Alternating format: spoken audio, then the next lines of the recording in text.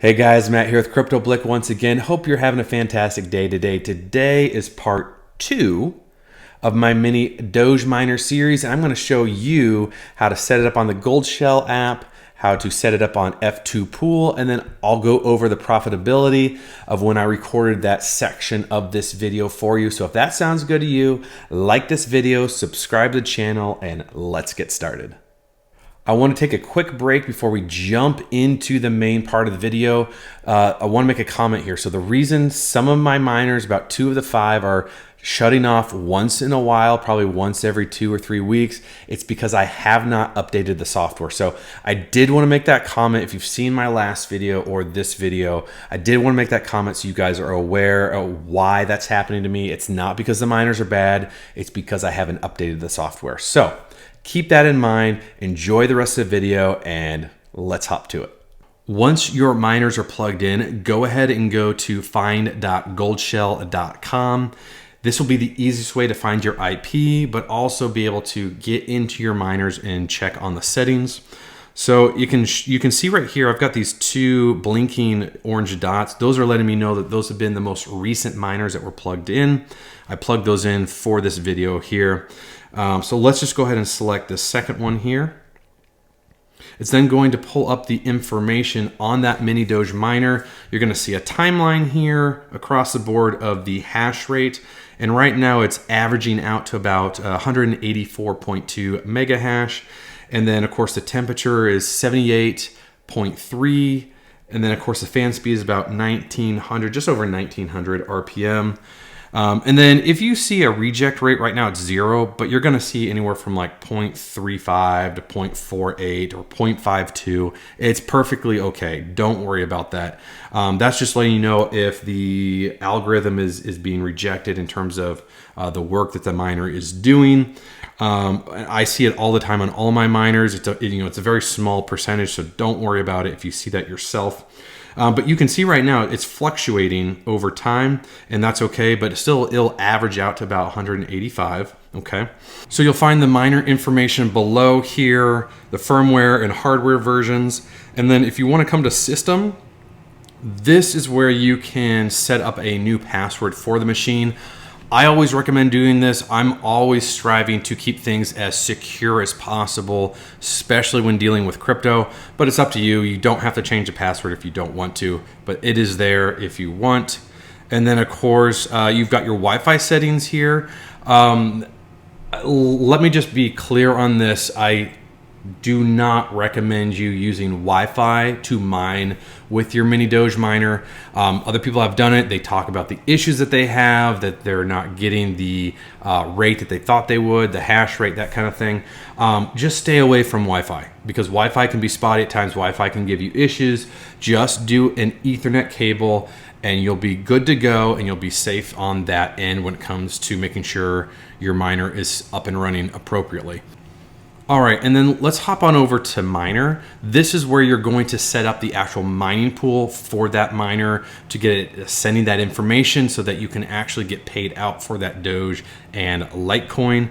And so I like to keep the temperature monitor on, the light indicator, I left it off. That's how it came in the box. I am fine with that as it is.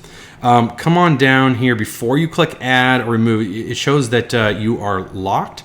You have to come up to the top right here, click unlock. From here, you're going to have initial password. If you didn't change your password, it's just going to be that string of numbers from 1 to 9. Put that in and select unlock. I have set up my own password, so obviously it's different for me. Go ahead and click on miner. From here, you're going to come down to that pool priority, click on add. You can see I already have one available and set up because I've already been using that. Click add. You're then going to see protocol, leave that alone. The URL, Goldshell makes it very easy to add in that info. Just click on F2Pool if you want to add F2Pool.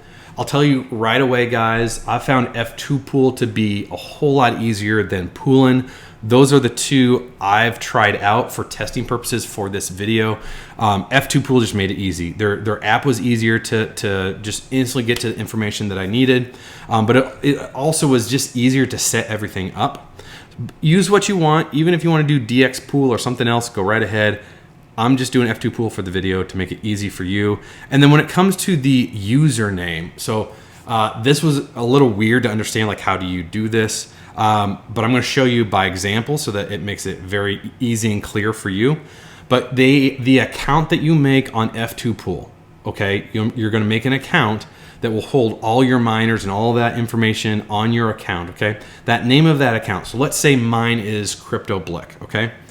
You're going to do CryptoBlick, and then you're going to do dot, and then whatever you put next is the name of your miner.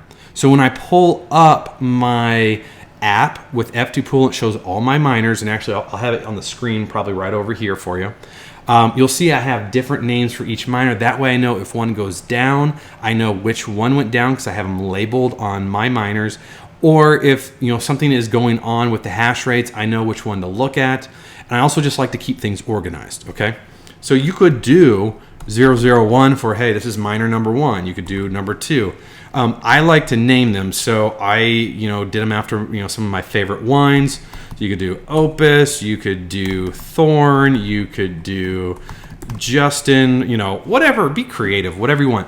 But that is how you name your miner within F2Pool. It is different with Poolin. It was a little bit more confusing, but this is how you do it with F2Pool. Make sure your username is that account name that you have on your account once you've set it up, and then dot, and then just give the miner name that you want. Just as long as you don't confuse yourself, don't give them all the same names, okay? And then of course you're gonna create a password, select apply, and let's just do this here. Do apply.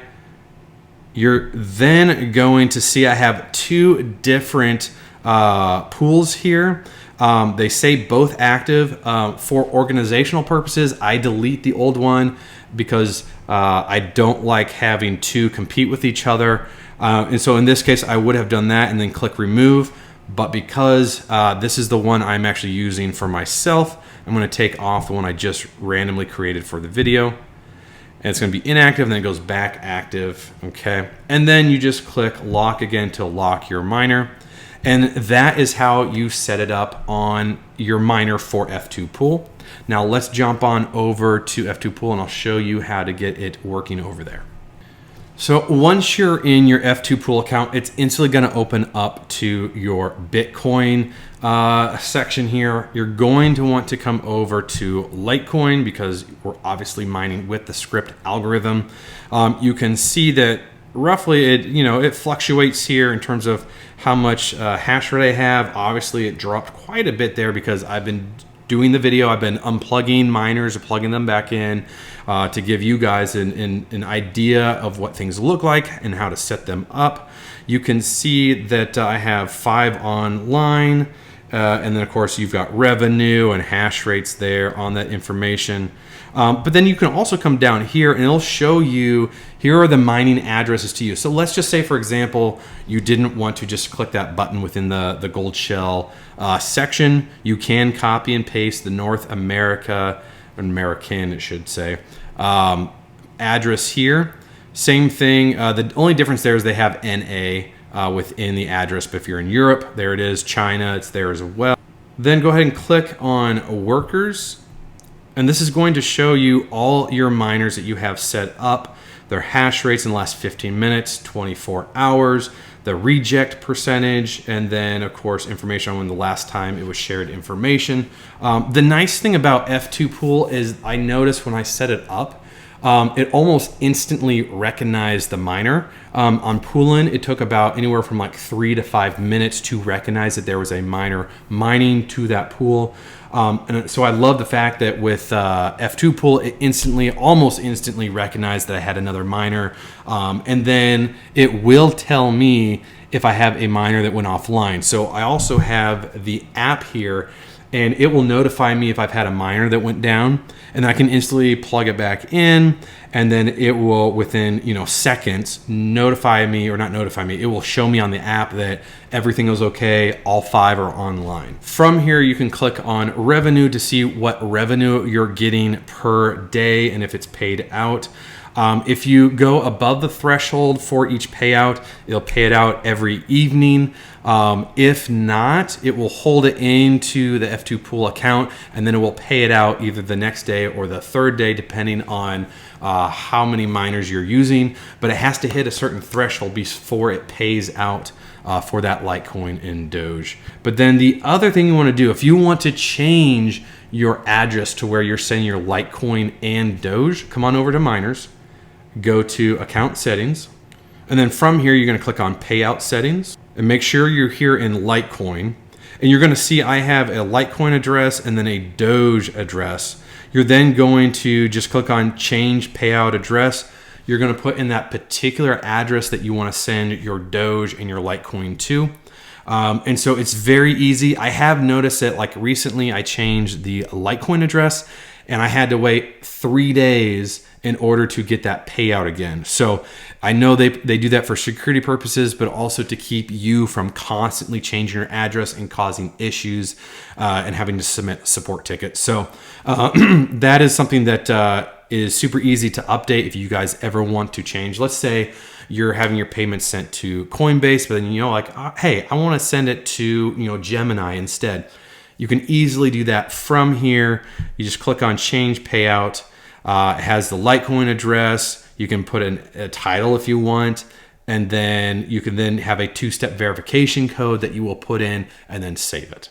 So when it comes to apps that you can use, whether it's an exchange or just a mobile wallet to secure your Doge and Litecoin, the ones I recommend you stay away from, and here's why. So Gemini, let's address Gemini. So Gemini is an awesome platform, an awesome exchange. I love them, but they do not allow you to convert your Doge into another crypto. You have to actually sell it into USD and then buy it again into another crypto. So I just stay away from that completely. They do take Litecoin, but I figure why not use a platform that you can convert everything at once? It makes it easy. Also, BlockFi. BlockFi does not support Doge at this time, only Litecoin. So if you want to stake your Litecoin and make a percentage off of that, earn that percentage, then go right ahead. But I'm looking for platforms to where I can use Litecoin and Doge and convert them at will whenever I want to. Also, the BRD wallet, that is one that I like personally, but they don't support Doge. So stay away from those 3 apps and exchanges. You'll be fine. Exchanges and apps that I do recommend would be Coinbase and Coinbase Pro. Just keep in mind, they tend to have technical issues when there's major swings in the market. So you will get screwed over that way if you're hoping to buy or sell in major swings. That's one big issue that I have with Coinbase, that I don't like them. I do videos on them because my audience uses that platform, okay? Exodus. Exodus is a great mobile wallet that you can use, that you can send your crypto to from your miner. That is an option there. And then of course, crypto.com is another great exchange that you can use to either just hold onto your Doge and Litecoin, or you can sell, convert from there. So those would be some exchanges and mobile apps that I would use and I recommend to you guys going forward. So moving right along, I wanted to give you guys a kind of a daily ROI. So you could see how much Doge and Litecoin I'm getting per day, and what does that come out to once the electrical bill is paid? How much am I making per day? So for the electrical, it's about $3.72. I'm getting, or the price for Litecoin right now, recording this video, is $221.63, and then of course Doge at 31 cents. So I'm getting about 39 Doge a day with all 5 miners. So per comes out to about 7.8 per miner on Doge. And of course that seems kind of low. When I was seeing other YouTube individuals talk about these miners, they were saying anywhere from 9 to 11 actually Doge a day. Well, the difficulty rate has gone up since I've joined on, and also as I've been on the last 7 weeks. I have seen it slightly decrease in terms of the amount. And then of course it fluctuates. I've had as low as 36, 37 to as high as 42. So it just fluctuates each day. But I did want to give you an average of the last week, what I've had. And then from there, I've gotten 0.021 for Litecoin from all 5 miners, and of course 0.0042 per miner. So it doesn't seem like much, but if you do the totals here, the basic math, that's $16.74. Take away the electricity, I come out to having $13.03 a day. So think about it. Let's do the basic math here. So 13.03 times 30 days. So I'm coming out to about $390.90 per month. And do keep in mind, price fluctuates. So it's not going to be a guaranteed $390. It could be as high as $450, $500, or as low as, $300 or $250. So it really just depends on what the price is per day of those coins when you go to sell them. I'm looking at this as a long-term play. And you should as well if you are a miner. If you're mining crypto, you should not be looking to sell these coins right away the day that you get them, because you may sell when Doge is at 21 cents. But if you would have held them for 6 months to a year, it could have gone up to 51 cents. So, use your discretion on when you want to sell. But I just wanted to give you a basic overview. In the last week, I'm making $13.03 a day from my miners, and then of course it's going to be about $390 per month, and then you total that up. How long is it going to take me to pay off my miners? I factored out it was going to be about 10 months to finally pay off all 5 miners, but that also includes not just the miners, but the additional gear that I bought. That includes taking away the electricity. That also takes away tax. If I actually sold that crypto, I took a percentage off for tax. And then, of course, also I had a duty tax, an import duty tax. So that being said, I'm making about $13.03 right now as of recording this video per day from my miners. So that is a basic overview of the profitability. And that is how you set up your Mini-Doge miner, not only on the Goldshell app, but also F2Pool if you're using that as your mining pool, but then also giving you a general overview of the profitability of these Mini-Doge miners. So, a little ask here. If you found this helpful, make sure to smash that like button so YouTube knows that this video is helpful, that people like you enjoy it.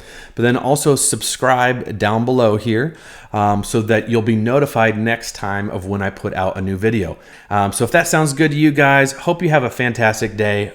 Over and out.